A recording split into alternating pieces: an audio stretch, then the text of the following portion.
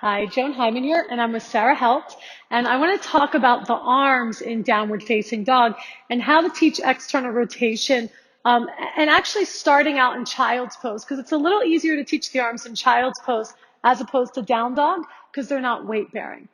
Okay, so we're going to use the block, and the knees are together, and then place your forehead on the block and extend your arms forward. All right, now the reason I'm using a block and the knees are together is to support the chest.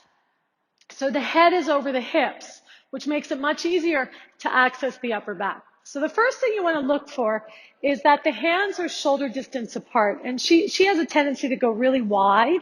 And so I'm just going to bring them shoulder distance apart and make sure that the space, and there's two ways you can do this, the space between the middle finger and index finger points forward, or if your shoulders are tight, turn your index finger out slightly. And what that does is it allows more opening in the shoulder blades. So if your shoulders are tight, turn the hands out slightly. And so we start with the forearms. As she pushes the knuckles down, we want to lift the forearms up. For most people, especially if you're flexible, you want to actually bring more weight to the front of the hand.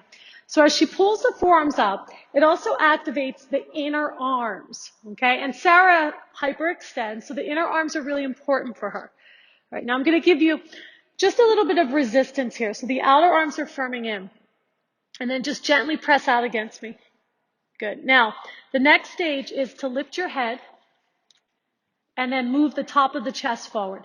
And so as she does that, you can see how the thoracic moves in. Keep your front ribs up. Good. Okay, so you want to create this resistance between the front and back body. And then keeping the armpits lifted, go ahead and place your head back on the block. Good job. And you can see how much more energy the arms have. Now, keeping the buttocks heavy, reach the crown of the head forward. Yeah, and you can see how she's drawing the arms into the sockets. The upper back is moving into the chest. And then now she simply firms the outer upper arms in. It doesn't make sense to keep spinning the arms if the inner arms are not engaged. Okay? Now, keeping all of that, go ahead and come onto your hands and knees in a tabletop position. And then exhale, curl the toes, lift your hips, and come into downward dog. Okay, so she's doing really good, but just go for it. Okay, pretend you've never had a piece of instruction in your life. Okay, voila. So there we go. You can see how much she drops down. And so over time, that creates impingement in the shoulders. All right, so we're going to lift the base of the forearms up. And so like I said earlier, a lot more weight goes into the fingertips. Now, as the base of the forearms lift up, spin the biceps forward. Try to keep that. Okay, inhale, lift up onto the tiptoes. Okay, watch these front ribs. And now look between your hands. Keep this up. Spread the collarbones. And see how that moves the arms in the sockets. Now lift the pelvis up and go back to downward dog. Good. So the more you connect to the back of the pelvis lifting, the outer hips lifting, you'll have more space to work with. And then the upper back can really spread. Okay, so keeping the forearms lifting up. Okay, keeping the biceps reaching to me.